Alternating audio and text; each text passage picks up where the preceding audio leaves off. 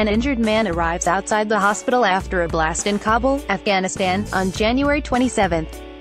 Mohammed Ismail, Reuters. Authorities in Afghanistan said at least 95 people were killed and about 158 others wounded on Saturday after Taliban militants drove an ambulance filled with explosives past a police checkpoint in Kabul and detonated the vehicle on a crowded street open mainly to government workers. Authorities expected the death toll to increase as more victims were being brought to hospitals in the Afghan capital.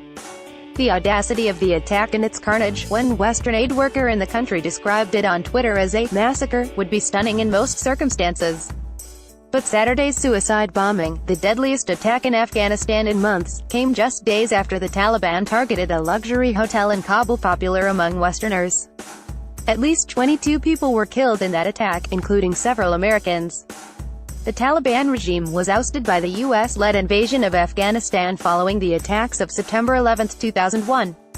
But the group's resilience and the apparent ease with which it continues to strike at the heart of the Afghan state underscores the challenge its government faces in bringing stability to the country, even as U.S. military support is set to increase under President Donald Trump. Trump has, reluctantly, sent more U.S.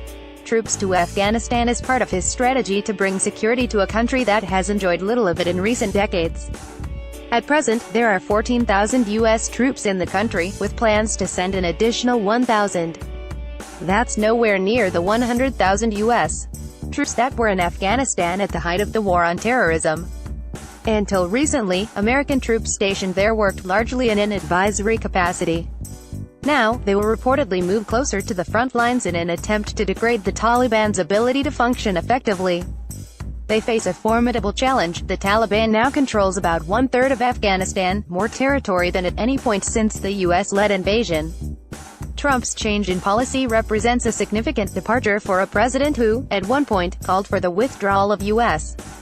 troops from Afghanistan. Since then, he has let Defense Secretary James Mattis and planners in the Pentagon have final say on troops levels.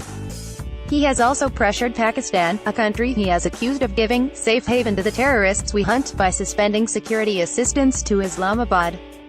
He has also urged India, Pakistan's rival, to do more. But Trump has suggested that the hopes of victory in Afghanistan are dim. Last year, he reportedly told his top advisors he thought the United States was losing in Afghanistan. According to the Washington Post, he reportedly quoted Indian Prime Minister Narendra Modi, "Never has a country given so much away for so little in return as the United States in Afghanistan." Now, there is yet another security threat to contend with in Afghanistan, the Islamic State, which routinely targets Shia and other Afghan minorities. Joint Afghan-U.S. military operations against the group have succeeded in killing ISIS militants, but not eliminating the group. U.S.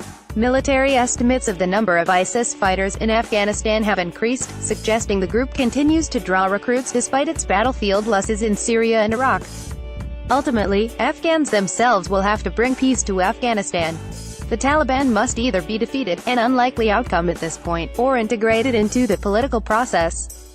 It has little incentive to join that process as it continues to show the Afghan people and the world that it can wage war. The degradation of the group, combined with pressure on its main benefactor, Pakistan, might offer one path toward a political process. But history offers ample, sobering lessons for how that will likely turn out.